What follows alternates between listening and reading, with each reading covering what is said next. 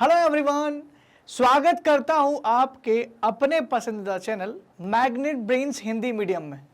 Magnet brains एक ऐसा platform है जो आपको सभी प्रकार के वीडियो बिल्कुल फ्री ऑफ कॉस्ट प्रोवाइड करता है। दोस्तों, मैग्नेट ब्रेन्स हमेशा आपकी समस्याओं का समाधान लेकर आता है और इसी दौर में हम लोगों ने अभी शुरुआत की है मैग्नेट ब्रेन्स बुक्स की। दोस्तों, आपके कोर्स से संबंधित बुक को आप मैग्नेट ब्रेन्स से सीधा मंगवा सकते हैं। बुक के साथ साथ आपको ई बुक की सुविधा भी उपलब्ध कराई गई, तो बिल्कुल भी देर मत करिए और जल्दी से क्वालिटी कंटेंट वाली इन बुक्स को ऑर्डर कर दीजिए ताकि आप तक ये किताबें पहुंच जाएं और आपकी तैयारी में जिस तरह से हमारे वीडियो हेल्प करते हैं, ये किताब भी उसी तरीके से हमेशा आपका हेल्प करेगी। दोस्तों, जैसा कि आप जानते हैं कि हम लोग उत्तर प्रदेश बोर्ड का अध्ययन कर रहे हैं और उत्तर प्रदेश बोर्ड के अंतर्गत कक्षा 8वीं का सामाजिक विज्ञान हम लोग पढ़ रहे हैं। कक्षा 8वीं के सामाजिक विज्ञान में इतिहास विषय पर हम लोग बात कर रहे हैं। आइए इतिहास में आज बात करते हैं चैप्टर नंबर 5 के बारे में। चैप्टर नंबर 5 के जितने भी लेक्चर्स हैं हम लोगों ने वो कंप्लीट कर लिए हैं और चैप्टर नंबर 5 का नाम है प्रथम स्वतंत्रता संग्राम, कारण एवं परिणाम। तो जो पहला स्वतंत्रता संग्राम था भारत का 1857 की क्रांति, उसके कारण और परिणाम क्या है, आज के इस लेक्चर में हम लोग उसका कंप्लीट चैप्टर रिवीजन करने वाले हैं। तो कहीं मत जाइएगा दोस्तों, क्योंकि ये सेशन होने वाला है बड़ा कमाल, क्योंकि इसमें हम लोग जानेंगे उन कारणों के बारे में जिसकी वजह से ये ग्रेट रिवॉल्यूशन हुआ था। 1857 की वह क्रांति हुई थी। तो आइए समझते हैं। सबसे पहले इसकी भूमिका को हम लोग समझ लेते हैं। देखिए, जैसे ही लॉर्ड डलहौजी के बाद 1856 में लॉर्ड कैनिंग भारत में अंग्रेजों का अंतिम गवर्नर जनरल बना था। दोस्तों, लॉर्ड डलहौजी एक सेकंड लास्ट गवर्नर जनरल था अंग्रेजों का, ईस्ट इंडिया कंपनी का। उसके बाद जो आखिरी गवर्नर जनरल बनकर के आए थे उनका नाम था लॉर्ड कैनिंग। विदेशों में भारत में विदेशी शासन जो चल रहा था, अब तक 100 सालों से जो शासन चल रहा था, वो छल से, बल से, सैन्य बल से तथा अर्थ बल पर टिका हुआ था। और 1757 में प्लासी के युद्ध के समय से ही किसानों, कारीगरों, शिल्पकारों, राजाओं और सिपाहियों तथा अंग्रेजों के बीच विवाद लगातार उत्पन्न होने लगा था। जब से 1757 का प्लासी का युद्ध हुआ था सिराजुद्दौला और क्लाइव के बीच में, अंग्रेजों के बीच में, तब से अंग्रेजों ने लगातार भारत में अत्याचार करना शुरू किया था। और अंग्रेजों के इन अत्याचार के चलते खाली एक तबका ही नहीं, बल्कि किसान, कारीगर, बुनकर, दस्तकार, शिल्पकार, राजा, जमींदार, यहाँ तक कि सिपाही भी परेशान थे। तो लगातार इन सभी वर्गों की तरफ से अंग्रेजों के खिलाफ विद्रोह लगातार देखने को मिले थे। लेकिन इन सबका एक साथ विद्रोह जब हुआ तो इसी को क्रांति कहा गया। और 1857 की क्रांति में हमको हर तबके के विरोध को देखने को मिलता है। इसी वजह से शायद ये विद्रोह जो था, ये क्रांति थी, बहुत बड़े लेवल पर हो गई थी। इसके पूर्व भी समय समय पर देश में विभिन्न भागों में निम्नलिखित विद्रोह हुए। किसके पूर्व मैं बात कर रहा हूं? 1857 की क्रांति के पूर्व। तो अगर 1857 की क्रांति के पहले के विद्रोह की बात करें तो 1857 की क्रांति से पहले भी भारत में विद्रोह हुए। और पहला जो विद्रोह माना जाता है अंग्रेजों के खिलाफ, भारत का पहला, ईस्ट इंडिया कंपनी के खिलाफ पहला जो विद्रोह का नाम आता है, उसका नाम सन्यासी विद्रोह का नाम आता है। सन्यासियों और फकीरों द्वारा धार्मिक पुनरुत्थान के लिए बंगाल में एक विद्रोह हुआ था। तो बंगाल का जो सन्यासी विद्रोह है, यह काफी फेमस हुआ था। इसके बाद सिपाहियों का विदेशी शासकों एवं विदेशी प्रशासन के विरुद्ध छोटा मोटा विद्रोह चल रहा था। मध्य प्रदेश में भील जनजाति, बंगाल, बिहार में संथाल जनजाति, उड़ीसा में कोल और गोंड जनजाति तथा मेघालय की खासी जनजातियों ने भी लगातार अंग्रेजों के शोषण के विरुद्ध विद्रोह किया। तो भारतीय इतिहास में जनजातियों ने भी अंग्रेजों के खिलाफ विद्रोह किया। अब जनजातियों को भला अंग्रेजों का विद्रोह करने की नौबत क्यों आ गई? वैसे तो जनजातियां आम जातियों के साथ नहीं रहती थी। सारी की सारी जातियां, जनजातियां जो है, ये जंगलों में निवास करती थी और जंगल ही इनके संपत्ति हुआ करते थे और पूरा जीवन वो जंगल पर ही निर्भर रखते थे। लेकिन जैसे जैसे अंग्रेजों की साम्राज्यवादी ताकत बढ़ती गई, अंग्रेजों की इच्छा बढ़ती गई, जैसे जैसे इंडस्ट्रियल रिवॉल्यूशन हुआ, ये जो औद्योगिक क्रांति हुई, अंग्रेजों को भारत से बहुत सारी चीज़ों की जो है मांग उठने लगी। भारत से बहुत सारी चीज़ें लगी कि ये ले सकते हैं। जैसे खनिज के लिए उन्होंने बहुत सारी जगहों को खोद करके खाने खोद करके खनिज निकाले। तो भारत में बहुत सारी खानें ऐसी है जहाँ पर जनजातियों के इलाके थे तो उनको वहाँ से भगाया गया। इसके अलावा इन्होंने लकड़ी काटी, जंगलों को साफ करना शुरू किया, क्योंकि रेलवे पटरी बिछाने के लिए और बहुत सारे काम के लिए इनको लकड़ियों की ज़रूरत थी, तो लकड़ियों का व्यापार करना शुरू किया। तो इन्होंने धीरे धीरे जंगलों को काटने का काम शुरू किया और जनजातियों का अधिकार छीनने का काम शुरू किया और जनजातियों को वहाँ से बेदखल कर दिया गया था। बस यही कारण था कि आदिवासी दीकू समाज जो जनजातियाँ थी, इन्होंने एक एक करके अंग्रेजों के खिलाफ विद्रोह किए, जिनकी झलक हमें मध्य प्रदेश में भील जनजाति के द्वारा दिखाई देती है। जहां बंगाल और बिहार में संथालों ने विद्रोह किया था, वहीं उड़ीसा में कोल और गोंड जनजाति का विद्रोह देखने को मिलता है। मेघालय की जनजाति विद्रोह भी यहाँ देखने को मिलता है। खासी नाम की जनजाति का विद्रोह यहाँ पर देखने को मिलता है।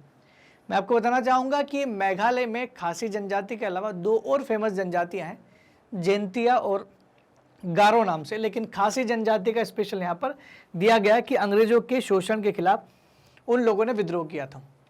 लेकिन इन विद्रोह की कमी क्या रह गई? इन विद्रोह की खास बात थी कि ये स्थानीय थे, एक विशेष स्थान तक सीमित थे। लेकिन इन विद्रोह के स्थानीय होने के कारण और एक दूसरे से पारस्परिक समन्वय नहीं होने के कारण, एक तो ये स्थानीय थे, विशेष स्थान तक सीमित थे, और दूसरे लोगों से संपर्क नहीं होने के कारण ये जो विद्रोह थे ये जल्द ही दबा दिए गए, क्योंकि संख्या में कम थे, बड़ा विद्रोह नहीं था और अंग्रेजों के लिए आसान था इनको दबाना। तो इसलिए अंग्रेजों अभाव के कारण, समन्वय के अभाव के कारण ही भारत में छोटे छोटे विद्रोह को दबाया गया और अंग्रेजों द्वारा आसानी से इनका दमन कर दिया गया, समाप्त कर दिया गया। सन 1857 में व्यापक रूप से विद्रोह की योजना बनाई और जो विद्रोह अब तक अलग अलग इलाकों में छोटे छोटे स्तर पर हो रहे थे, अब वो विद्रोह एक साथ एक रूप लेकर के अंग्रेजों के खिलाफ हुआ और ये विद्रोह कहलाया 1857 की क्रांति। इसकी योजना बनाई गई। इस विद्रोह को सन 1857 की क्रांति के नाम से जानते हैं। इस जन असंतोष ने उत्तर और मध्य भारत में ब्रिटिश साम्राज्य को कुछ समय के लिए तो लगभग समाप्त ही कर दिया था। मतलब 1857 की क्रांति उत्तर भारत में ज़्यादा देखने को मिलती, खासकर उत्तर प्रदेश, मध्य प्रदेश, दिल्ली, इन इलाकों में ज़्यादा देखने को मिलती है और मध्य भारत में भी मिलती है। तो कहीं ना कहीं अगर हम लोग ऐसा कहें कि उस समय कुछ समय के लिए, कुछ महीने ही बोल लो, 4 महीने तो कम से कम मान के चलो कि कुछ महीने तो ऐसा लगा कि जैसे ब्रिटिश शासन समाप्त ही हो गया हो, ऐसा माहौल क्रिएट हो गया था। लेकिन मैं बता रहा हूँ ना कि यहाँ पर समन्वय का अभाव था और सारे के सारे विद्रोह एक साथ नहीं हुए, अलग अलग जगहों पर छुटपुट होते रहे। तो अंग्रेजों को जल्द ही इसको दबाने में, इसका दमन करने में कोई ज़्यादा खासा मेहनत नहीं करना पड़ा। इन्होंने एक एक करके सभी विद्रोह को दमन कर दिया और तो तुरंत 4 महीने बाद वापस दिल्ली के लाल किले को फतह कर लिया था। तो ये विद्रोह इतना बड़ा था कि अंग्रेजों की नींव तक हिल गई थी। शायद यही कारण था कि जल्द ही महारानी एलिजाबेथ को आना पड़ा, इसमें अपना जो है बीच में बच बचाव करना पड़ा और ईस्ट इंडिया कंपनी को वहाँ से निकालना पड़ा। आइए बात करते हैं सन 1757 की क्रांति के प्रमुख कारणों की। तो सन 1757 की क्रांति के प्रमुख कारणों में आर्थिक कारण, राजनीतिक कारण, सामाजिक कारण, धार्मिक कारण और सैन्य कारण जरूरी हैं। ये सारे के सारे कारण थे। तो एक बार फिर से मैं कारणों के नाम बता देता हूँ। आर्थिक कारण, राजनीतिक कारण, सामाजिक और धार्मिक कारण तथा सैन्य कारण, इन सभी कारणों की चर्चा करते हैं। सबसे पहले, इससे पहले कि मैं आपको आर्थिक कारण के बारे में बताऊं, इससे पहले मैं आपको कुछ जो है चीज़ें यहाँ पर क्लियर कर देता हूँ कि लगभग 150 वर्षों में अंग्रेज शासकों ने सभी भारतीय संस्थाओं में, भारत की ऐसी कोई संस्था नहीं थी जहाँ पर इन्होंने राजनीतिक रूप से, धार्मिक रूप से, सामाजिक रूप से या न्यायिक रूप से दखल देना शुरू नहीं किया। इन्होंने हर एक सेक्टर में भारत के क्षेत्रों में दखल दिया, यहाँ तक कि धार्मिक मामलों में भी हस्तक्षेप किया। सभी मामलों तक तो ठीक था, लेकिन हमारे सांस्कृतिक और धार्मिक मामलों में जब भी कोई हस्तक्षेप करता है तो भारत में धर्म और संस्कृति को बहुत ज़्यादा तवज्जो दी जाती है। तो भारत में अगर आपके धर्म या संस्कृति को कोई छेड़ रहा है या कोई दखल दे रहा है तो हमें बर्दाश्त नहीं होता। निचले से निचले तबके से लेकर के ऊपर से ऊपरी तबके के लोग तक धर्म के इस दखल अंदाजी को बर्दाश्त नहीं कर सकते। और यह हुआ कि इससे शासक और जनता के बीच संदेह का माहौल फैल गया। अब अंग्रेजों के खिलाफ शासक भी परेशान थे तो जनता भी परेशान थे, लगातार संदेह का माहौल पनप गया था। और फिर वो कारण आया, आर्थिक कारण, जिसकी हम लोग चर्चा कर रहे हैं। 1857 की क्रांति के निम्नलिखित कारण थे, जिसमें पहला जो कारण बताया जाता है वो है आर्थिक कारण। क्योंकि देखिए, आर्थिक कारण को सबसे बड़ा कारण इसलिए बताया गया क्योंकि ब्रिटिश सरकार का भारत को उपनिवेश बनाने का केवल और केवल एक ही मकसद था, वो था भारत से जितना ज़्यादा हो सके कच्चा माल निर्यात कर ले अपने देश में भारत को जितना ज़्यादा हो सके अपनी अर्थव्यवस्था का एक तरह से सप्लीमेंट्री एक अर्थव्यवस्था बना दी जाए, जिससे कि इंग्लैंड में कभी भी मंदी ना आए, इंग्लैंड हमेशा पैसों से भर जाए। तो उन लोगों के लिए हम लोग ड्रेन ऑफ वेल्थ था, मतलब हम यहाँ से केवल उनके कच्चा माल थे और पैसे कमाने का जरिया था, व्यापार करने का उनको जो है फायदा चाहिए था। तो आर्थिक कारण को हम यहाँ जान सकते हैं। ब्रिटिश भारतीय अर्थव्यवस्था को, ब्रिटिश ने क्या किया, भारत की अर्थव्यवस्था को अपनी अर्थव्यवस्था का पूरक बना रही थी। पूरक मतलब सपोर्टिव, कि ये हमारी इस अर्थव्यवस्था को बहुत सपोर्ट करेगी। क्यों? क्योंकि कच्चा माल बहुत है। जबरदस्ती किसानों को मजबूर करके नील की खेती करवाना, किसानों को मजबूर करके चाय की खेती कराना, अफीम की खेती कराना, इन सभी खेती कराने के दबाव डालकर ही सरकार ने, ब्रिटिश सरकार ने क्या किया, वो यहाँ से कच्चा माल अपने देश में आयात करवा लिया और अपने देश में वहाँ से माल तैयार करके फिर उसी चीज़ को इंडिया में दुगने तिगने या 4-5 गुने दाम में भेज दिया गया। तो अर्थात भारत इंग्लैंड को आवश्यकता अनुसार अपना कच्चा माल जैसे कपास और नील देगा और उधर से वही कपड़े बन के फिर भारतीयों को बेचे जाएंगे।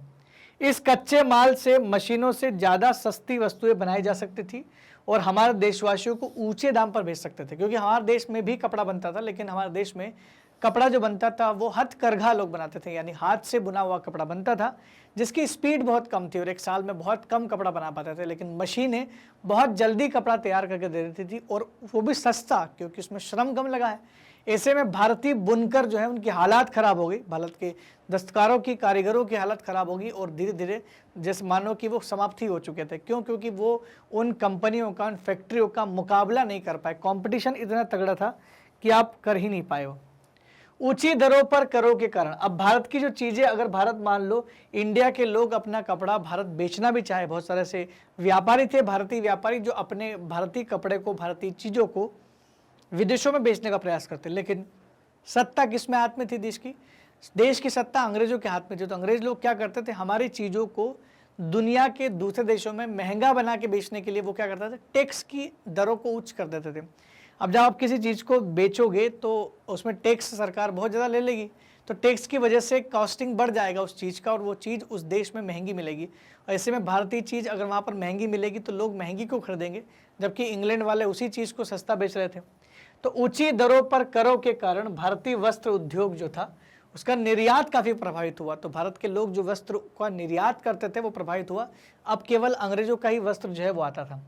भारतीय शिल्प की दशा बिगड़ती गई और अंग्रेज ने इसके विकास के लिए बिल्कुल भी ध्यान नहीं दिया। वो हमें आश्वासन देते रहे कि हम भारत की शिल्प कला को उजागर करने के लिए, उसके पुनरुत्थान के लिए कुछ न कुछ करेंगे, हम उसमें हेल्प करेंगे, औद्योगिक क्रांति लेकर के आएंगे। तो ऐसा कुछ नहीं हुआ और लगातार उनकी जो हालात है वो लगातार बिगड़ती चली गई। अंग्रेज शासकों ने भारतीय कुटीर उद्योग को एकदम से तहस महस कर दिया। क्यों कर दिया? क्योंकि कुटीर उद्योग ही भारत का मेन एक नींव थी जहाँ से भारत का उद्योग चलता था। अब आपने बड़े बड़े भारी उद्योग डाल करके उन कुटीर उद्योग को एकदम से तहस महस कर दिया। भारतीय कारीगरों की दशा खराब होती चली गई। कारीगर अब कम से कम दाम में अपनी चीज़ें बेचेंगे और कुछ मिलेगा नहीं, कॉस्टिंग भी नहीं निकल पा रहा है, टैक्स भी चुकाना है, तो वो कहीं ना कहीं उनकी हालत खराब होगी। फिर पड़ा अकाल, गरीबी के कारण किसानों में भी असंतोष फैल गया, क्योंकि किसानों से चाहे अकाल पड़ जाए, खेती हो ना हो, सूखा पड़ जाए, लेकिन किसानों को लगान देना मतलब देना है।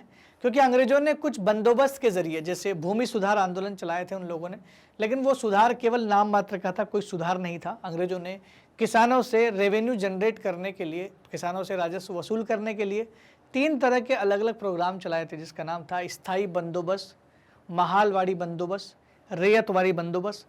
इन बंदोबस्त के चलते किसानों पर बहुत हाई टैक्स लिया गया, बहुत ऊंचा राजस्व वसूल किया गया, जितना वो किसान दे ही नहीं सकते थे। ऐसे में किसान की हालात ख़राब होगी, अकाल आ गया, गरीबी चली गई। खाने की वजह से 1.5 करोड़ लोग के आसपास की बात कही जाती है। 1770 में भीषण अकाल पड़ा था, जिससे 1 करोड़ से के आसपास लोगों की मृत्यु हो गई बंगाल में। सेना से हटाए गए सैनिकों को भी सैनिक भी अंग्रेज के शत्रु हो गए। बहुत सारे सैनिकों को सेना से हटा दिया गया और दोबारा उसको रोजगार नहीं दिया।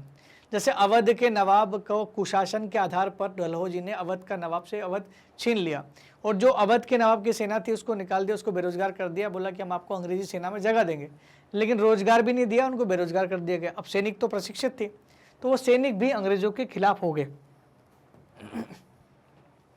शिक्षित भारतीय जो थे इंडिया के, जो इंडिया में बहुत सारे लोग पढ़े लिखे होते थे, तो तो हम ये एक्सपेक्ट करते थे कि अगर मैं पढ़ा लिखा हूँ तो अंग्रेजों की जो प्रशासन है उसमें काफ़ी ऊंचे ओहदे पर जा सकते हैं, क्योंकि अगर आपने बहुत अच्छी पढ़ाई की है तो आपका ओहदा ऊंचा मिल सकता था। लेकिन भारतीयों के साथ यहाँ पर भी भेदभाव होता था। अपने से कम पढ़े लिखे यूरोपियन व्यक्ति को ऊंची पोस्ट दे दी जाती थी और भारतीयों को कभी भी ऊंची पोस्ट पर रिक्रूट नहीं किया जाता था। तो शिक्षित भारतीयों को ऊंचे पद पर नहीं नियुक्त किया जाता था। उन्हें अंग्रेज कर्मचारी की तुलना में वेतन भी, सेम पोस्ट पर भी अंग्रेज कर्मचारी की तुलना में वेतन काफ़ी कम दिया जाता था। तो ये भेदभाव बहुत करते थे अंग्रेज, इस तरह का भेदभाव देखा गया। तो अगर इस तरह के आर्थिक कारण होंगे तो कहीं ना कहीं किसान भी विद्रोह करेंगे, दस्तकार भी करेंगे, बुनकर भी करेंगे और सिपाही भी विद्रोह करेंगे, इसलिए विद्रोह लगातार बढ़ता चला गया। राजनीतिक कारण की बात करें कि 1857 की क्रांति का राजनीतिक कारण क्या था, इसकी चर्चा करते हैं। भारत में राजनीतिक सत्ता वास्तविक रूप से भले ही अंग्रेजों के पास थी, लेकिन फिर भी नाम मात्र का ही हो। लेकिन भारत का सम्राट जो था वो मुगल सम्राट बहादुर शाह जफर को ही मानते थे, मुगलों को ही बादशाह का दर्जा दिया था। फिर भी शासन दिल्ली के मुगल बादशाह के नाम पर ही चल रहा था। लेकिन अचानक ये हुआ कि उन्होंने दिल्ली के मुगल सम्राट का नाम सिक्कों से हटा दिया, करेंसी से हटा दिया और उनके साथ अपमानजनक व्यवहार किया गया, इंसल्टिंग की गई काफ़ी उनकी। तो सम्राट बहादुर शाह जफर ने के साथ अपमानजनक व्यवहार किया गया। 1835 ईस्वी में कंपनी के सिक्कों से मुगल सम्राट का नाम तक हटा दिया। तो मुगल सम्राट के लिए इंसल्टिंग तो होगा ना कि मैं पूरे देश का सम्राट हूँ, भले नाम मात्र का हो लेकिन सम्राट तो सम्राट होता है। तो इसकी वजह से उनको कहीं ना कहीं गुस्सा तो था अंग्रेजों के लिए। इस वजह से तो 1857 की क्रांति में जब मुगल सम्राट को ये बोला गया कि आपको भारत का सम्राट घोषित किया जाता है और ये पूरा 1857 की क्रांति आपकी लीडरशिप में, आपकी अगुवाई में लड़ेंगे, तो सम्राट मना नहीं कर पाए क्योंकि वो पहले से ही अंग्रेजों के विरुद्ध हो चुके थे। लॉर्ड डलहौजी की विलय नीति ने आधा काम कर दिया। लॉर्ड डलहौजी ने एक नीति चलाई थी जिसे विलय की नीति कहते हैं। और लॉर्ड डलहौजी ने क्या किया, ये नीति बनाते हुए लिखा कि अगर किसी भी रियासत के राजा का पुत्र नहीं होगा, पुत्र संतान नहीं होगा, तो ऐसे में उस राजा को अंग्रेजी राज्य में मिला लिया जाएगा। गोद लेने का अधिकार कुछ हद तक राजाओं को मिलेगा, लेकिन गोद लेने से पहले आपको परमिशन चाहिए अंग्रेजों की, और ज़रूरी नहीं कि अंग्रेज परमिशन दे दे, ये डिपेंड करता है कि अंग्रेज क्या विचार कर रहे हैं। इसी वजह से बहुत सारे उदयपुर, झांसी, संबलपुर, सातारा, नागपुर जैसे अलग अलग क्षेत्रों को इन्होंने इस नाम पर अपनी रियासत में मिला लिया था डलहौजी ने कि इनकी संतान पुरुष संतान नहीं थी। तो ये डलहौजी की विलय नीति की वजह से ब्रिटिश राज्य में किसी न किसी बहाने मिला लिया जाता था राज्यों को, और इससे राज्यों के अस्तित्व पर खतरा मंडरा रहा था। तो राज्यों ने अपने राज्यों को बचाने के लिए उनके राजा और रानियों ने युद्ध किया और 1857 की क्रांति आपको देखने को मिलती है। इससे उनका अस्तित्व भी संकट में पड़ गया, जिससे उनका विदेशीपन और नीयत जो है वो सुस्पष्ट हो गया। राजा महाराजाओं की रियासतों का अस्तित्व संकट में आ गया और इससे राजा महाराजाओं को एक चीज़ तो समझ में आ गई थी कि इनका विदेशीपन और नीयत जो है वो स्पष्ट हो गई कि ये केवल और केवल साम्राज्य करना चाहते हैं, इनके अंदर मानवता जैसी कोई चीज़ नहीं, नीयत इनकी काफ़ी खराब है। इसी नीति के कारण सतारा, झांसी, नागपुर और दूसरे राज्य अंग्रेजी के कब्जों में आ गए। तो ये विलय नीति जो थी डलहौजी की, इसने भी 1857 की क्रांति में कहीं ना कहीं एक अच्छी भूमिका निभाई थी। इसकी वजह से ही हुआ था वो, अगर ये न हुआ होता तो राजा महाराजा इसके खिलाफ ना होते। डलहौजी ने एक काम और किया था कि पेशवा बाजीराव द्वितीय कौन है ये, मैं आपको बता दूं कि अंग्रेजों और मराठा के बीच में 4 बार लड़ाई हुई थी और जो आंग्ल मराठा युद्ध के नाम से जानी जाती थी और लास्ट जो आंग्ल मराठा युद्ध था वो था चौथा आंग्ल मराठा युद्ध। चतुर्थ आंग्ल मराठा युद्ध जो हुआ था वो अंग्रेजों और बाजीराव द्वितीय के साथ संपूर्ण मराठा के बीच में हुआ था। तो कहीं ना कहीं अंग्रेजों ने मराठा को हरा करके पुणे में जो मराठा का पेशवा बैठते थे बाजीराव द्वितीय, उसका पेशवा का पद समाप्त कर दिया और इन्हें कानपुर के एक जगह बिट्ठूर में 8 लाख रुपए पेंशन पर रख दिया गया था। अब जब बाजीराव द्वितीय की अगर मृत्यु होती है तो बाजीराव द्वितीय जो पेशवा थे उनके जो पुत्र होंगे उनको पेंशन मिलना चाहिए, लेकिन बाजीराव द्वितीय ने एक दत्तक पुत्र को गोद लिया था। गोद लिया हुआ पुत्र थे नाना साहब।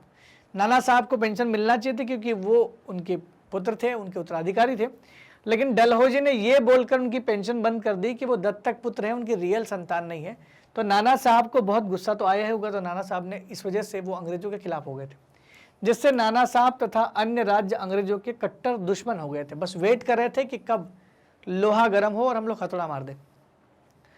डलहौजी ने कुशासन के कारण अवध को अपने साम्राज्य में मिलाने के बाद सिपाहियों को हटा दिया लेकिन उन्हें कोई रोजगार नहीं दिया। डलहौजी ने क्या किया, जब उनका दाल नहीं गिली अवध में क्या हुआ था, संतान थी उनकी। अब जब संतान नहीं है तो आप राज्य मिलाओगे ना, संतान है तो राज्य नहीं मिला सकते, लेकिन अवध उनको चाहिए था क्योंकि अवध को मिलाना था। इस वजह से उन्होंने क्या किया, अवध के राजा का ये घोषित कर दिया, अफवाह फैला दी कि अवध का राजा बहुत कुशासन कर रहा है। कुशासन का मतलब होता है बहुत क्रूर अत्याचार कर रहा जनता पर, और ब्रिटिश सरकार अत्याचार के बिल्कुल खिलाफ है, हम लोगों पर होते हुए अत्याचार को नहीं देख सकते। ये कहते हुए डलहौजी ने कुशासन के आधार पर उसके राज्य को छीन लिया और वहाँ की जो सेना थी उसको भंग कर दी, और सैनिकों को वहाँ से हटाने के बाद रोजगार नहीं दिया, इसलिए सैनिकों के मन में अंग्रेजों के प्रति नफरत फैल गई थी, इसलिए सैनिक बाद में एकजुट हो गए।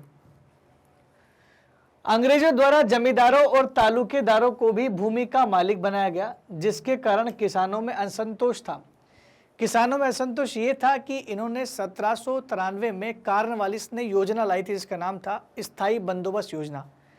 अब क्या होगा कि किसानों से जो भूमि कर वसूल किया जाएगा, जो किसानों से खेती का कर वसूल किया जाएगा, वो जमींदार और तालुकेदार लेंगे, क्योंकि जमींदार और तालुकेदार ही उन जमीनों के मालिक होंगे।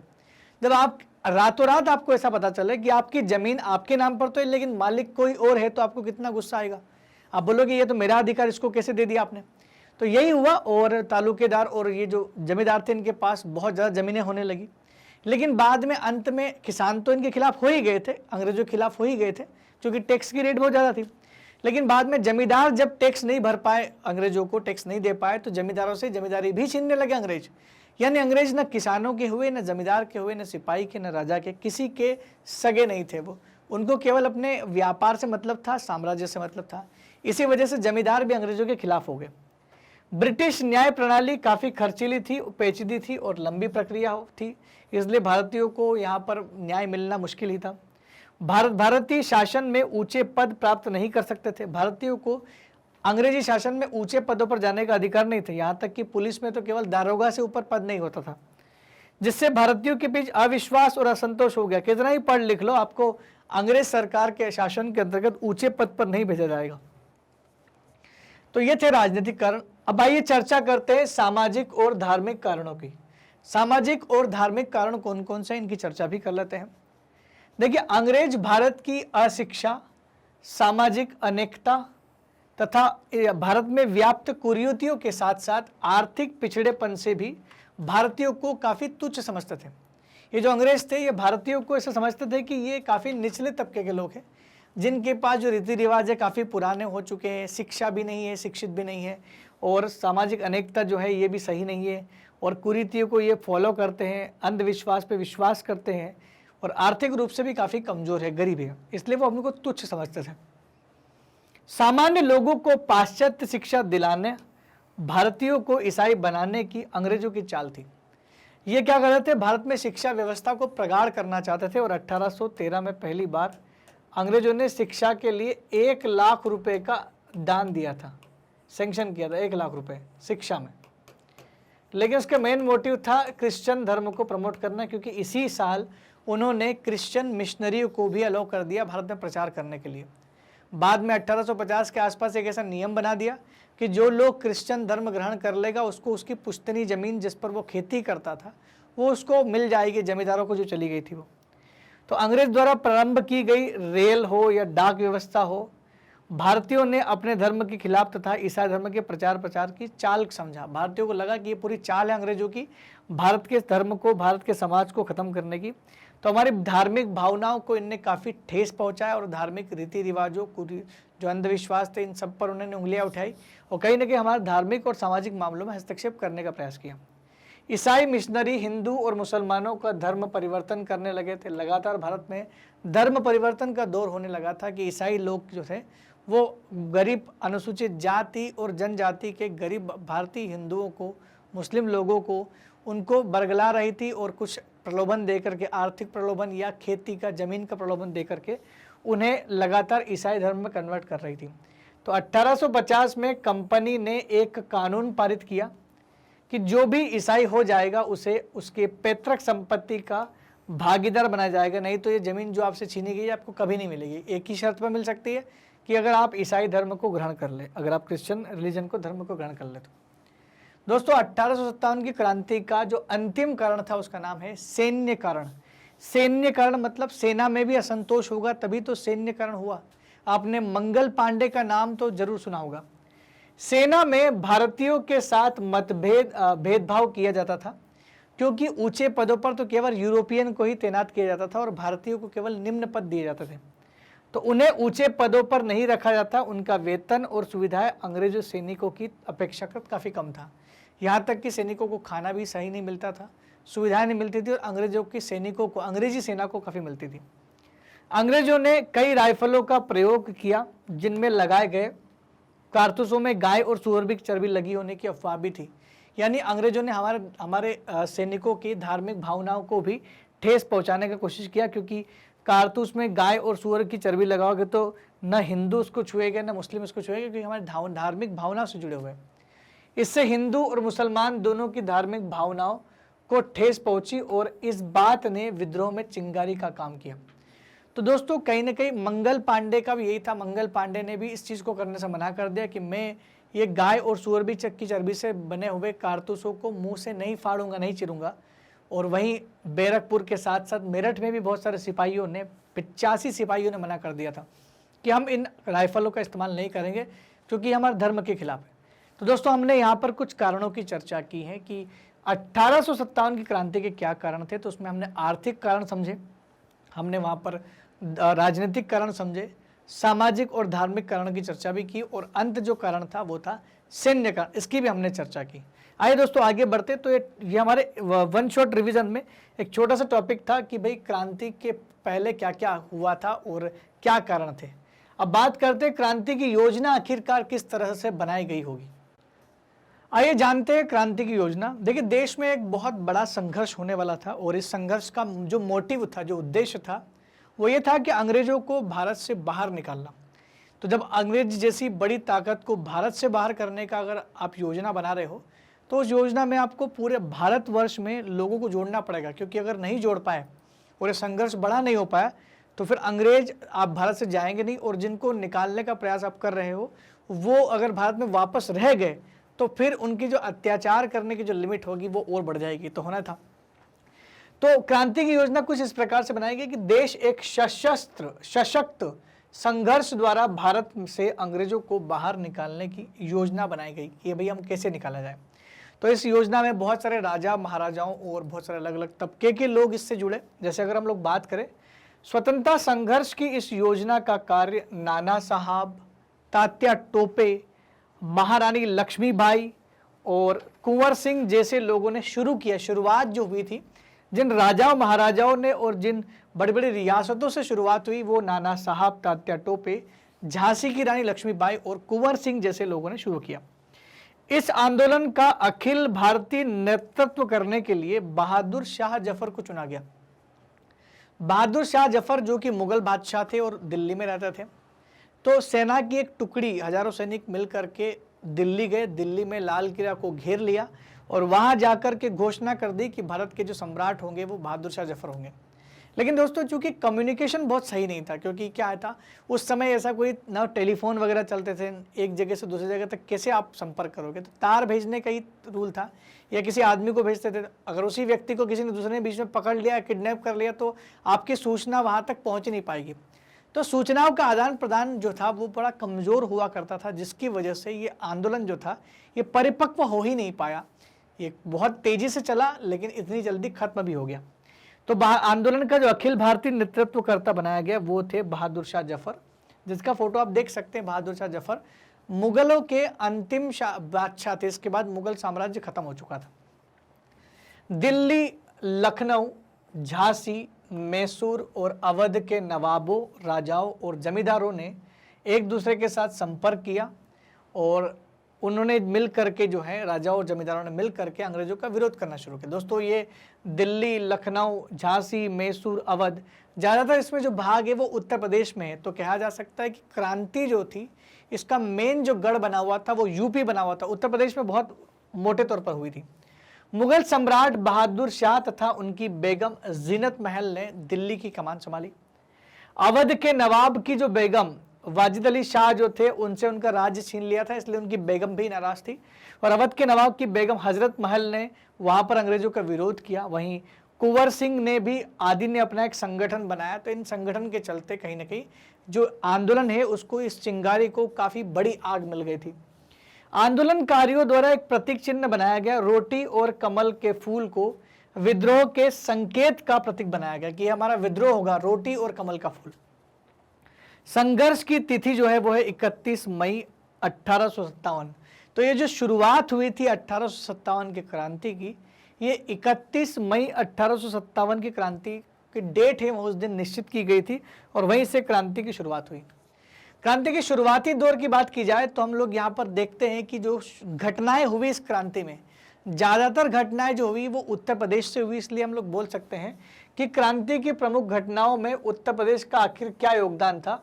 तो उत्तर प्रदेश का ही सबसे ज़्यादा योगदान था, क्योंकि उत्तर प्रदेश के अलग अलग रियासतों में क्रांति पैदा हुई और उठती चली गई। तो आइए देखते हैं सबसे पहले शुरुआत कहाँ से हुई। शुरुआत मंगल पांडे ने की थी और बैरकपुर छावनी से की थी।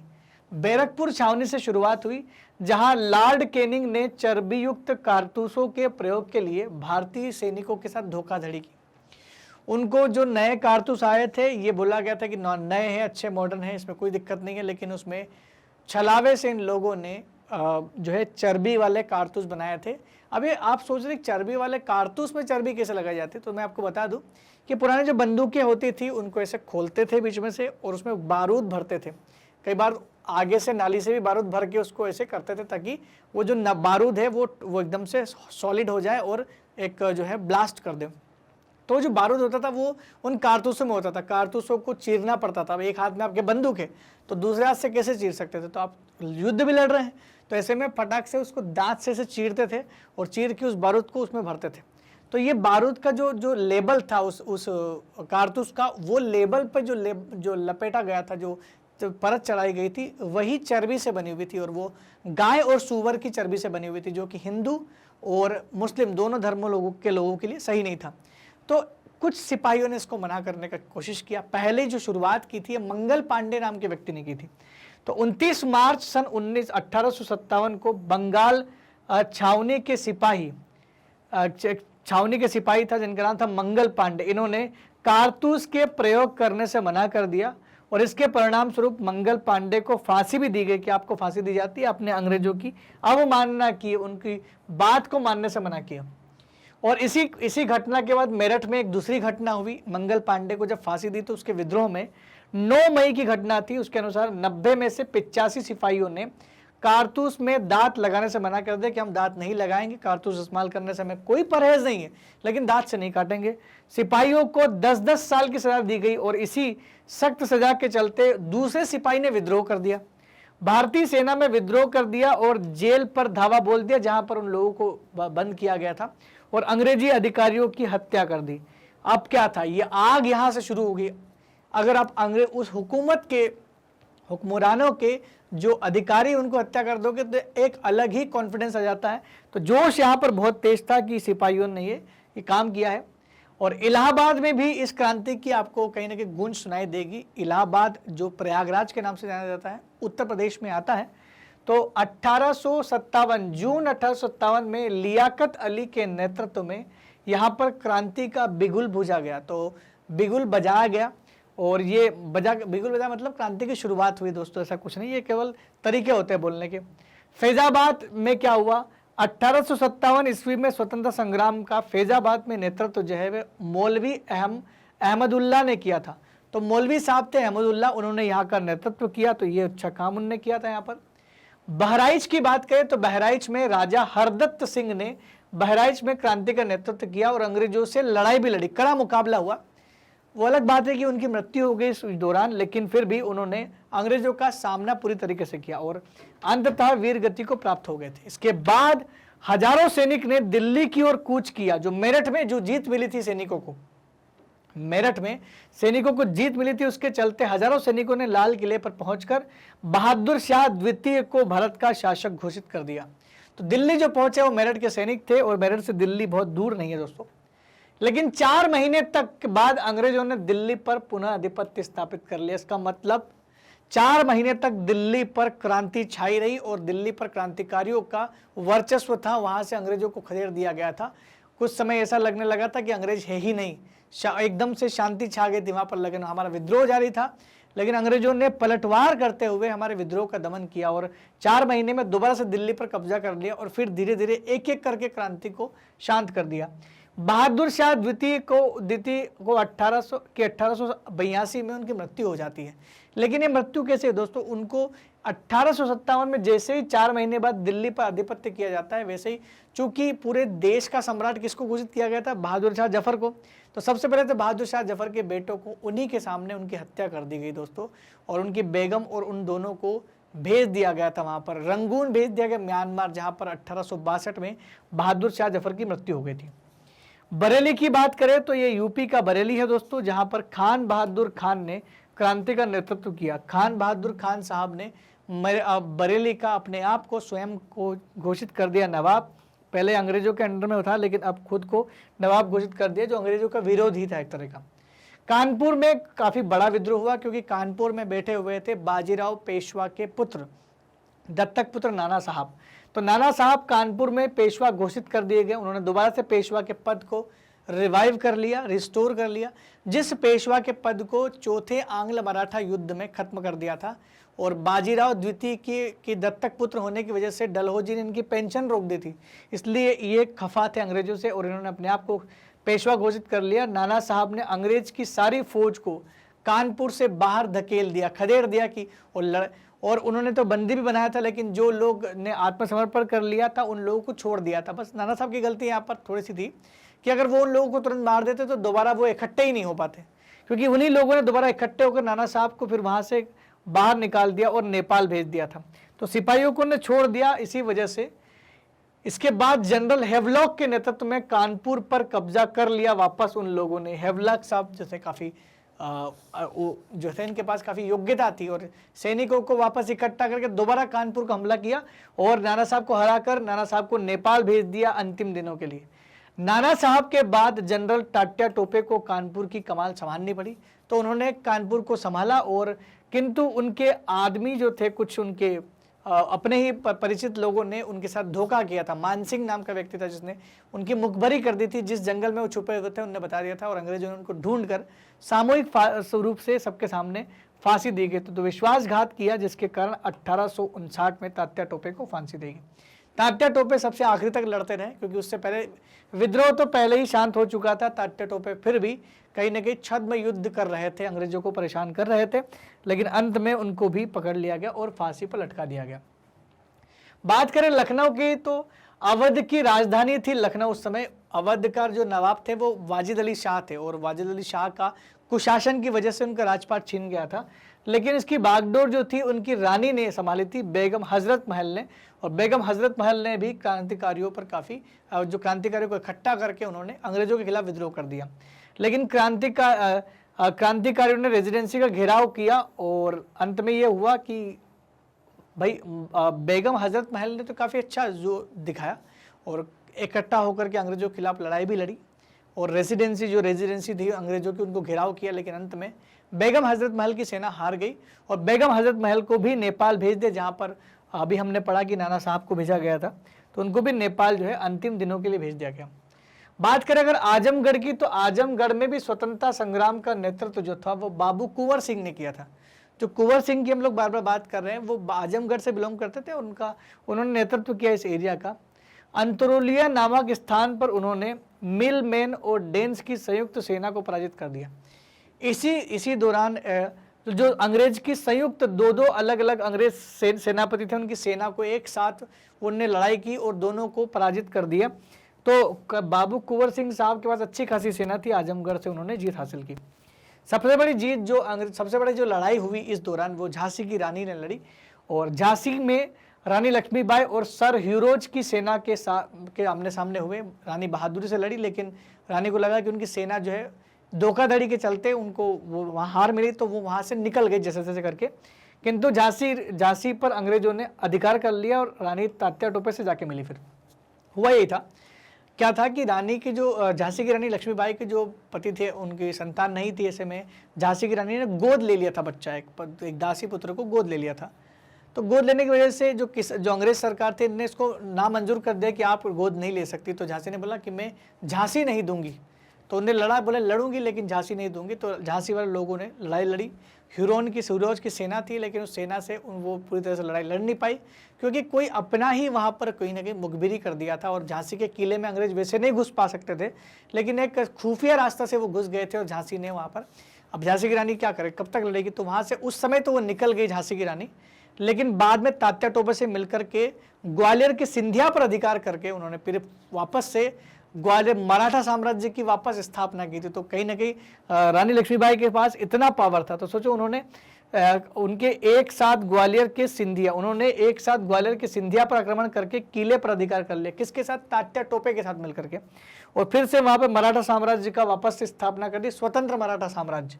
रानी बहादुरी से लड़ते हुए वीर गति को प्राप्त हुई। और इसी कारण उनकी रानी के मरने के बाद, रानी की जो है वीर गति को प्राप्त करने के बाद, रामगढ़ की जो रानी अवंती बाई थी उन्होंने विद्रोह का झंडा दोबारा से खड़ा किया। यानी महारानी लक्ष्मीबाई की मृत्यु के बाद उनका जो काम आगे बढ़ाने वाली थी वो रानी अवंती बाई थी। रानी अवंती बाई ने झंडा लेकर के वापस से उस युद्ध को लड़ा, लेकिन ज़्यादा बड़ा संघर्ष न होने की वजह से अंग्रेजों ने उनके संघर्ष को भी दबा दिया। इस प्रकार अलग अलग जगह पर अलग अलग घटनाएं तो हुई, लेकिन दोस्तों लगातार सारी की सारी घटनाएं जो है वो शांत हो गई, अंग्रेजों ने उनको दबा दिया। लेकिन जिन जिन कैरेक्टरों के नाम हम लोग इस दौरान ले रहे हैं, वाकई में उनका जो काम था वो एक सराहनीय काम था। 1857 की क्रांति में जो उनने योगदान दिया है वो कभी भारत का इतिहास नहीं भुला पाएगा। अब बात करते हैं क्रांति की असफलता के कारण और परिणाम की। क्रांति अंत में असफल रही क्योंकि क्रांति शांत हो गई और अंग्रेज भारत से नहीं गए, क्योंकि योजना तो अंग्रेजों को बाहर निकालने की थी। कहीं ना कहीं क्रांति का परिणाम अगर आप सुनोगे तो लगता है क्रांति कुछ मामलों में सफल भी हुई। हम दोनों मामलों की यहाँ पर चर्चा कर लेते हैं। इस संग्राम की असफलता का मुख्य कारण भारतीयों में समन्वय का अभाव कहते हैं। ऐसा कहते हैं कि भारतीय लोगों में एकजुटता नहीं थी, समन्वय का अभाव था। इसी कारण से क्या हुआ था कि क्रांति जो है वो जल्दी ही शांत हो गई थी। एक दूसरे से संपर्क नहीं था सही तरीके से। कुछ शासकों ने तो अपने राज्यों की सुरक्षा के लिए अंग्रेजों का साथ तक दे दिया।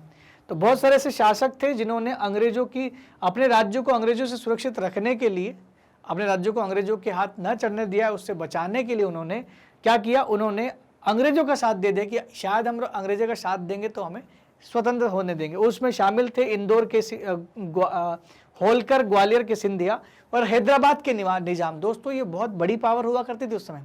इंदौर के होलकर बहुत पावरफुल थे, सिंधिया के पास भी काफ़ी बड़ी सेना थी, निजाम के पास काफ़ी बड़ी सेना थी। शायद अगर ये तीनों उस समय 1857 की क्रांति में अंग्रेजों के खिलाफ होते तो अंग्रेज जो है वो भारत से भी जा सकते थे, क्योंकि बहुत बड़ी पावर थी इनके पास, एकजुट हो जाते तो कहीं ना कहीं हमारे ही जो राजा महाराजा थे उन्होंने साथ भी नहीं दिया। क्रांति में योग्य और कुशल नेतृत्व का अभाव था। क्रांति में अंततः हमें कोई ऐसा चेहरा मिला नहीं था जिसको हम देश का चेहरा बना दे, इसलिए अंत में मुगल सम्राट बहादुर शाह द्वितीय को जफर को बनाना पड़ा, जो कि खुद एक 80 साल के वृद्ध व्यक्ति थे। तो वो क्या ही करते, तो एक जोश जनता में जो आना चाहिए था युवा नेता का, वो जोश मुश्किल था ना। बहादुर शाह विद्रोह के समय लगभग 80 वर्ष के थे और अंग्रेजों ने सिख सेना की मदद ली। देखिए अंग्रेजों ने जो विद्रोह का दमन किया ना, इसमें ज्यादातर जगह देखने को मिलता है कि अंग्रेजों में जिस सेना में भारतीयों की संख्या भी काफी थी और सिख सैनिक जो थे वो काफी ईमानदार थे, वो अंग्रेजों के लिए लड़ते थे। सिख सैनिक जो थे वो काफी अच्छा स्किल्स जानते थे। तो सिख फौज की मदद से 1857 की क्रांति को दबाया गया। भारतीयों की तुलना में अंग्रेज सैनिकों के पास अच्छे किस्म के हथियार थे। भारतीयों के पास जो हथियार थे उससे काफ़ी बेहतर और अच्छे हथियार अंग्रेजों के पास में थे और अंग्रेजी सेना उनको चलाना भी जानती थी, क्योंकि प्रशिक्षण उनका अच्छा खासा प्रशिक्षण ट्रेनिंग हो चुका था। कैसे चलाना है, युद्ध नीति ज़्यादा अच्छे से जानते थे। तो कहीं ना कहीं ये काम आया। अंग्रेजी सेना ने नई राइफल का प्रयोग बड़े अच्छे ढंग से किया। तो जो नई राइफल का जो प्रयोग था वो अंग्रेजी सेना ने अच्छे ढंग से किया, जबकि भारतीय सैनिकों के पास गोला बारूद की बहुत कमी थी, जिसकी वजह से ये कहीं ना कहीं क्रांति असफल रही। क्रांति के परिणाम की बात करें तो ये तो हमने कारण समझ लिया, कई कारण समझे जाएंगे, लेकिन परिणाम की बात करें तो 1857 का प्रथम स्वतंत्रता संग्राम भारतीय इतिहास की सबसे महत्वपूर्ण घटना मानी जाती थी, क्योंकि इन्होंने अंग्रेज रूपी एक विशालकाय दीवार को हिला के रख दिया था, उसकी नींव को हिला के रख दिया था। हम लोग अगर किसी दीवार को हिला सकते हैं तो हमारे अंदर इतना पावर है, कॉन्फिडेंस आ जाता है कि इस दीवार को गिराने का जज्बा भी हमारे अंदर होना चाहिए। और बस अंग्रेजों को वही लग गया था कि ये एकजुट एक बार फिर हो गए तो हमें गिरा देंगे। इसने एक युग का अंत कर दिया। कौन से युग का अंत कर दिया? 1757 में प्लासी का युद्ध हुआ था दोस्तों। प्लासी के युद्ध में क्या हुआ था? अंग्रेजों ने जीता था। अंग्रेजों ईस्ट इंडिया कंपनी की शुरुआत हुई थी और ये ईस्ट इंडिया कंपनी ने भारत में 100 सालों तक राज किया। ईस्ट इंडिया कंपनी ने 100 साल का राज किया और एक नए पुराने युग का अंत हो गया, मतलब नए युग का अंत हो गया जो कि ईस्ट इंडिया कंपनी थी, और एक नवीन युग के बीज बोए। ऐसा कहता है कि अब प्रादेशिक विस्तार खत्म हो जाएगा। अब अंग्रेज सेना जो है, अंग्रेज सरकार जो है, वो हमारी रियासतों को हड़पेगी नहीं, लेकिन आर्थिक शोषण का युग शुरू हुआ। वो आर्थिक रूप से अभी भी शोषण करेगी और अंग्रेजों ने 1857 की क्रांति के बाद भी शोषण करना बंद नहीं किया। सन 57 के विद्रोह अंग्रेजी साम्राज्य को जड़ से हिला, विद्रोह ने अंग्रेजी साम्राज्य को जड़ से हिला दिया था और ब्रिटिश शासन को सुदृढ़ करने के लिए ही महारानी विक्टोरिया ने एक घोषणा पत्र जारी किया, शाही फरमान जारी किया 1858 में, और अपने घोषणा पत्र में कुछ महत्वपूर्ण नीतियों को लागू किया। उन्होंने बोला कि अब ईस्ट इंडिया कंपनी का शासन समाप्त हो जाएगा, सारी की सारी पावर खुद ब्रिटिश सरकार अपने हाथों में लेगी, अब क्राउन राज आने वाला है।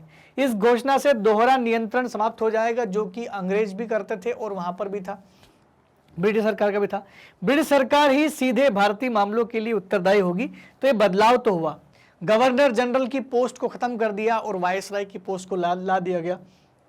इस क्रांति ने भारतीयों में राष्ट्रीय भावना का संचार किया। 1857 ईस्वी की क्रांति के बाद भारत राजनीतिक तथा आर्थिक रूप से प्रथम बार अपने लंबे इतिहास में किसी विदेशी ताकत पर निर्भर हो गया। 1857 की क्रांति के बाद पहली बार ऐसा हुआ कि हम पूरी तरह से ब्रिटिश साम्राज्य पर निर्भर हो गए। और इलाहाबाद, यानी जिसे प्रयागराज कहते हैं, में मिंटो पार्क में 1 नवंबर 1958 को लॉर्ड कैनिंग ने महारानी विक्टोरिया के जो घोषणा पत्र थे उसकी घोषणा की, उसको जारी किया और सबके सामने पढ़ा गया कि अब ये होगा, किसी भी रियासतों को अब नहीं हड़पा जाएगा और न ही हम लोग जो आपके धर्म के मामलों में इंटरफेयर करते थे वो नहीं करेंगे। जिन लोगों की ज़मीनें छीनी गई जमींदारों की, उनको जमींदार ज़मीनें वापस कर दी जाएगी। तो ये था हमारा जो कंप्लीट चैप्टर रिवीजन, ये कंप्लीट हो चुका है दोस्तों। अगर आपको ये इतिहास जैसे इंटरेस्टिंग विषय पढ़ने हैं तो आप हमारे platform Hindi magnet brains Hindi medium पर जा सकते हैं। हमारी एक वेबसाइट है magnetbrains.com, जहाँ पर आपको सारे के सारे वीडियो बिल्कुल फ्री ऑफ कॉस्ट मिलेंगे। दोस्तों आप चाहे तो हमारे ऐप पर भी जा सकते हैं, जो कि आपके गूगल प्ले स्टोर में magnet brains app MB app के नाम से मिलेगा। दोस्तों मैग्नेट ब्रेन्स की टीम हमेशा आपकी समस्याओं का समाधान में लगी रहती है। हमारा विचार है कि आपको नोट्स बनाने में समस्या तो आ रही होगी, तो मैग्नेट ब्रेन्स ने आपकी समस्या का समाधान भी कर दिया है। अब आपको नोट्स मिल जाएंगे, यानी हम आपको बुक प्रोवाइड करेंगे मैग्नेट ब्रेन्स की विशेष तथ्यों वाली, जिसमें बेस्ट क्वालिटी कंटेंट रखा गया है, वो आपको सीधे मिल सकती हैं। आप उसके लिए लिंक जो है वो डिस्क्रिप्शन में दी गई, आप लिंक देख सकते हैं।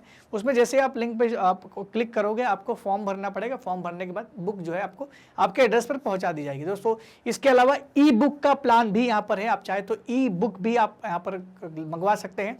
दोनों के दोनों आप लोगों के लिए कि यहाँ पर व्यवस्थित रखी गई है, आप चाहे तो मंगवा सकते हैं। दोस्तों हम लोग बात करते हैं कि मैग्नेट ब्रेन्स की जो टीम है वो आपको कोई एक कोर्स अवेलेबल नहीं करवाती, बहुत सारे कोर्सेस आपके लिए बिल्कुल मुफ्त लेकर के आई है। और मैग्नेट ब्रेन्स की टीम CBSE इंग्लिश मीडियम और हिंदी मीडियम पूरा कवर कराती है। जहाँ इंग्लिश मीडियम किंडरगार्टन से 12वीं तक है, वहीं हिंदी मीडियम कक्षा 7 से कक्षा 12वीं तक है। दोस्तों NTSC, olympiad, CUET, IIT JEE NEET, UP board, Bihar board, spoken English, bank insurance, RRB, SSC, UPSC और जेप तथा केप जैसी परीक्षाओं की तैयारी अभी मैग्नेट ब्रेन्स के इस प्लेटफॉर्म के द्वारा आप बिल्कुल फ्री ऑफ कॉस्ट कर सकते हैं। अगर आपको हमारे वीडियो अच्छे लग रहे हैं तो कृपया कमेंट सेक्शन में लिख के जरूर बताएं और साथ ही साथ हमारे चैनल को लाइक, शेयर और सब्सक्राइब करना बिल्कुल भी ना भूलें। तब तक के लिए दोस्तों धन्यवाद। Thank you very much.